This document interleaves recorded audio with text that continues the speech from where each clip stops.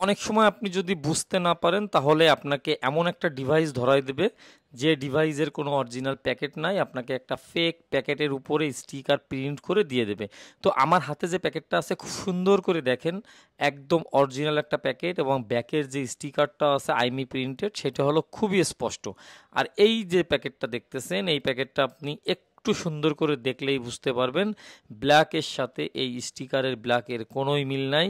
এবং আপনারা যারা একটু বুঝতে পারেন না তাদের ক্ষেত্রে তো এটা ধরা খুবই মুশকিল হয়ে যায়। সেকেন্ড হ্যান্ড আইফোন কেনার আগে প্যাকেটের অবশ্যই স্টিকার চেক করবেন যে ফেক কিনা এবং ফন্ট মিলাবেন। আপনি একটু চালাক চতুর হয়ে অন্য আইফোনের যে ফন্ট আছে আইফোনের ফন্ট কিন্তু সচরাচর কোথাও পাওয়া যায় না এবং প্রিন্ট করলে ওরকম আর আগের মতো হয় না, ঠিক আছে? সো প্রিন্টটাকে আপনি খুব ভালো করে চেক করবেন, নজর দেবেন। এবং আর ফেক যে স্টিকারটা এটি এরকমই হয় এবং কালারটা কখনো প্যাকেটের সঙ্গে মিলবে তো নাই, ফন্টেও মিলবে না এবং প্রিন্টিংয়ে একটু আপনার উল্টোপাল্টা হবে। সো আইফোন কেনার সময় অবশ্যই ব্যাক পার্টের এই স্টিকারটা মিলাই নেবেন যে অরিজিনাল আছে কিনা, তা না হলে অনেক সময় আপনি বিপদে পড়ে যাবেন।